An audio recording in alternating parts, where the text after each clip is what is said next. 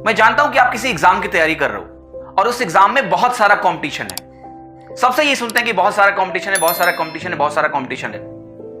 मैं एक बात जानना चाहता हूं कि आपने कभी 100 मीटर की रेस देखी है क्या? 100 मीटर की रेस में क्या होता है? उस 100 मीटर की रेस में यह होता है कि जब आप देखते हो कि जो जीतता है और जो हारता है उसमें जो फासला होता है वो बहुत कम होता है।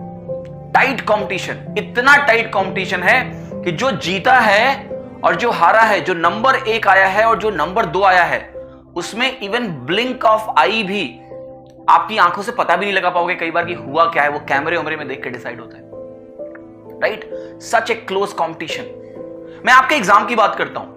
आपके एग्जाम में एक टॉपर होता है जिसके रैंक 1 आती है, ठीक है, उसके खूब सारे नंबर होते हैं, और जो उस लिस्ट में सबसे आखिरी में होता है, जो उस लिस्ट में सबसे आखिरी में होता है, क्या उसमें फासला 0.1 का होता है, 0.2 का होता है? नहीं, एक अच्छा खासा गैप होता है। इस बात को बहुत ध्यान से सुनिएगा। यह बात सुन के कई लोगों को बहुत बुरा भी लगेगा, लेकिन मैं आपको यह समझाने की कोशिश कर रहा हूं कि फासला बहुत बड़ा होता है, भारी फासला होता है। तो मैं आपको यह बता रहा हूं कि कंपटीशन चाहे जितना हो, अभी जो स्किल लेवल में इंप्रूवमेंट करने की गुंजाइश है वो बहुत ज्यादा है।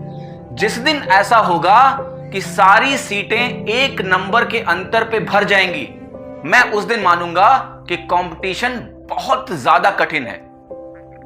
लेकिन अभी गैप है। सवाल इसका है कि आप अपने आप को कितना उठाने के लिए तैयार हो। अगर तुम साल भर इसी ऊहापोह में लगे रहोगे कि मेरा किसी तरह से आखिरी में निकल जाए, तो क्या एटीट्यूड लेके तुम चल रहे हो? तुम्हारा एटीट्यूड होना चाहिए कि मेरे को अगर 2 सीट भी होगी, 1 सीट भी होगी, तो मैं उस लेवल की तैयारी करके जाना चाहता हूं कि मेरा सिलेक्शन हो।